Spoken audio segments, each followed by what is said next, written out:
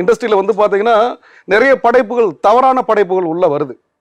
நிறைய வந்து எப்படி சொல்றேன்னா ஒரு கிளாமர், டபுள் மீனிங், கீழ்த்தரமான வசனங்கள். இதுதான் இப்ப சினிமா என்பது ஒரு ஒரு ஒரு வேற ஒரு உலகத்துக்கு மக்களை கூப்பிட்டு போறாங்க. இது தவறான ஒரு வழி. இது அதாவது செட் ஆஃப் பீப்புள்ஸ் சொல்லிட்டு ஒரு ஆடியன்ஸ் உள்ள வந்தா போதும், நமக்கான படங்கள் ஓடுனா போதும் அப்படின்னு ஒரு நினைக்கிறாங்க இல்லையா? அது மிகப்பெரிய தவறு. அது அந்த மாதிரி தவறுகள் நடக்கும்போது தான் இன்னைக்கு மலையாள இண்டஸ்ட்ரி வந்து பெருசா பேசப்படுது. புரியுதுங்களா? ஏன்னா அவங்க வந்து ஒரு ஸ்டோரி எடுத்தாங்கன்னா அது நல்லா அவங்களுக்கான ஸ்டோரியை அதை கொண்டு போவாங்க அவங்க. ஆனா நம்ம என்னன்னா படம் ஓடுனா போதுன்ற ஒரு அப்படின்ற நினைக்கும் போது அது தவறான சிந்தனையா இருக்குது. அதை மாற்றணுன்றதான் என்னோட முதல் கட்ட சிந்தனை. நிறைய பேர் இங்க வந்து நான் படம் எடுக்கணும்னு சொல்லும்போது தப்பா எடுத்துக்க மாட்டீங்களே, இல்லை ஒரு ஆன்டி மாதிரி வச்சுட்டு நம்ம வந்து கிளாமரா போகலான்னு.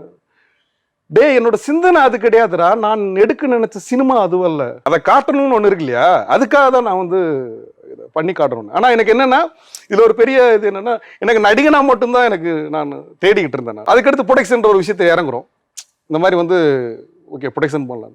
டைரக்ஷன் ஒரு விஷயத்த சில சூழ்நிலையில் வரும்போது அதையும் சுமக்கணும் போது நான் உலகநாயகன் பத்மஸ்ரீ டாக்டர் கமல்ஹாசனோட தீவிர ரசிகன். நான் அவரோட படங்களை பார்த்து தான் நான் வளர்ந்துருக்கிறேன். நான் ஸோ நம்பிக்கை பண்ணிடுவோம். பண்ணிடலாம்.